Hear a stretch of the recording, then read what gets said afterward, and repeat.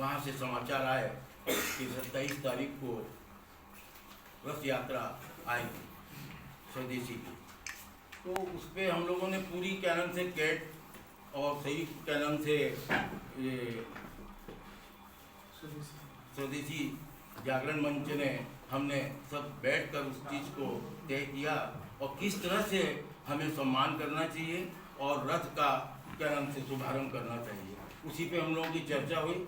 और बड़े ही अच्छे ढंग से हमने चाहा कि रथ पूरे छत्तीसगढ़ में पहली बार हमारे यहाँ से शुभारंभ होगा। तो ये शुभारंभ होगा डॉक्टर साहब द्वारा तिरंगा तुम्हारा झंडा दिखाकर वहाँ से शुभारंभ किया जाएगा।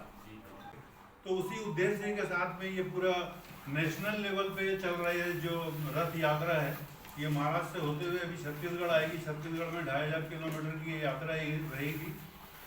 और हमारे जो चेयरमैन है वो राष्ट्रीय वाइस चेयरमैन अमर परवानी जी, साथ ही वो राष्ट्रीय व्यापारी कल्याण बोर्ड के सदस्य भी है।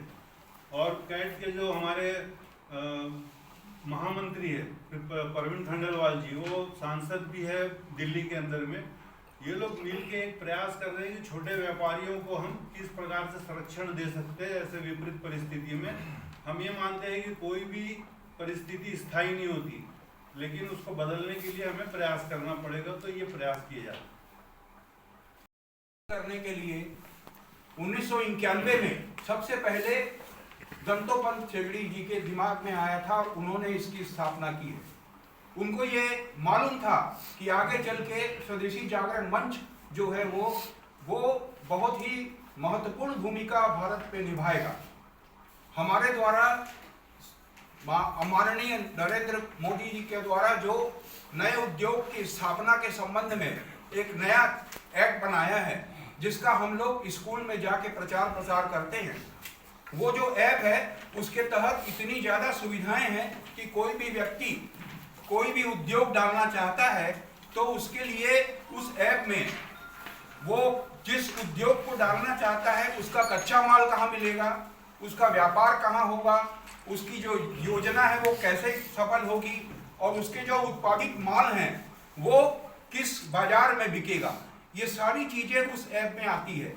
और हमारे को जो ये कैट जो है हमको साथ में लेके चल रही है, उसके लिए हम तो कैट के बहुत आभारी हैं कि ये हमारा जो उद्देश्य है उसी को लेकर चल रही है, इसलिए हम उनकी सहभागिता निभा रहे हैं। लोकल फॉर वोकल, जो भी व्यक्ति माल खरीदेगा, देश उसके व्यापार का उस शहर में उन्नति होगी और देश आगे, व्यापार आगे बढ़ेगा, देश आगे बढ़ेगा। चौथे जीडीपी से तीसरे जीडीपी के पायदान की ओर बढ़ रहा है। ये कदम उन्होंने तीसरे पायदान की तरफ बढ़ा चुका है। अगर हम भारत के नागरिक स्वदेशी वस्तुओं का अगर अपना उपयोग करते हैं तो भारत की जीडीपी की ग्रोथ बढ़ेगी। जैसे हमारे देश के प्रधानमंत्री जी ने जो स्वदेशी का जागरण दिया है, तो आज हम स्वदेशी चीज़ खरीदते हैं तो हमारे लोकल से लोकल उत्पाद को बढ़ावा मिलता है, यहाँ रोजगार के नए साधन उत्पन्न होते हैं। तो भारत के सबसे बड़े व्यापारिक संगठन कैट, जो कि केंद्र सरकार की वित्त योजना और उद्योग सहित 9 योजनाओं में आमंत्रित सदस्य कैट का परिवार राष्ट्रीय नेतृत्व। तो हम लोगों ने स्वदेशी संकल्प यात्रा इसीलिए निकाली कि अभी कुछ देशों ने जो हमको जो आंखें दिखाई है, तो भारत को आत्मनिर्भर बनने के लिए स्वदेशी का इस्तेमाल सबको करना चाहिए। मैं ये नहीं कहता कि 100% करो, पर अपने जीवन में अगर हम 100 रुपये खर्चा करते हैं तो कम से कम 10 रुपये से शुरुआत करके 25 रुपये तक हम स्वदेशी उत्पाद को बढ़ावा देंगे तो हमारे देश के निर्माण में ये बहुत अच्छा कार्य करेगा। और अभी हमारे कैट कार्यालय का उद्घाटन झूलेलाल वार्ड नंबर 41 में आदरणीय डॉक्टर रमन सिंह जी के द्वारा गुरुवार 27 तारीख को 11:30 बजे कार्यालय का उद्घाटन किया जाएगा। और हम सभी छोटे व्यापारियों के साथ चलते हैं।